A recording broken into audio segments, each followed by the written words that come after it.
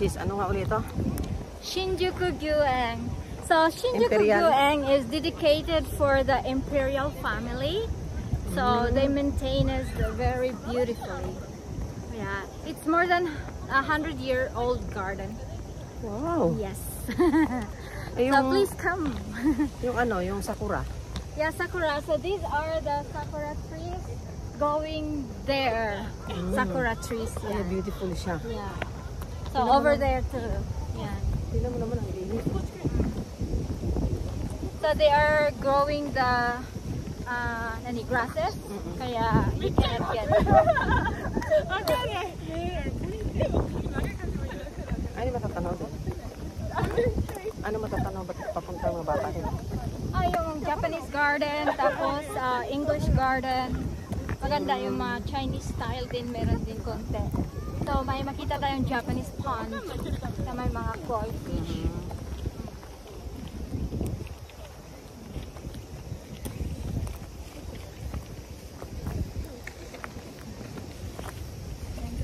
Parang doon sa ano ito. Relaxation. Pinunta ko rito yung mga kapatid ko. Dito? Sila. Wala nang mga monkey dito. Monkey, wala. Yung mga kapatid natin? Wala dito. Ang laki. Tara, inalarma mo, dadating yung leader niya. Ako yun. May import from Pilipinas. Okay.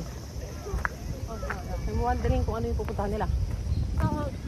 Yeah, ito yung mga yung mga trees lang. Nature lang. This one, Momiji. It's called Momiji. Yeah, this one. Ito. Ito siya. So pag autumn, magiging red, yellow color yan siya. Oh. Yan, yung Momiji. Talaga. Yan yung mga magagandang kulay. So almost ng dahon dito, magfo-fall yan siya. Color will be changed. Foliage. Autumn colors. Ang ahas dito. Ha? Ang ahas. Meron. Kasi ano, For sure. gubat. Pero yung tao ang nangangagat dito, hindi yun.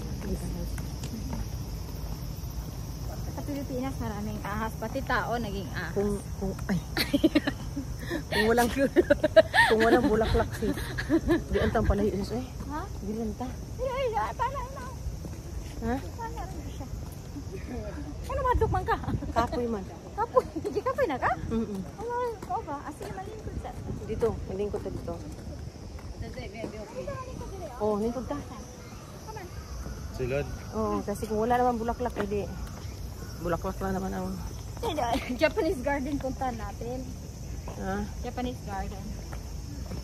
Mamaya, puntaan natin. Matuyok tayo. Child for. Matuyok? Oo. Matuyok pa ganun. Di ang tasis to. Sa'yo kaya itong bayad.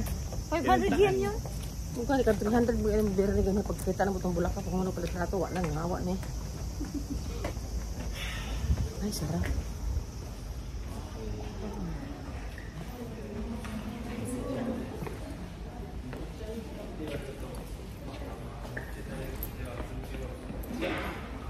Nasa dito lang.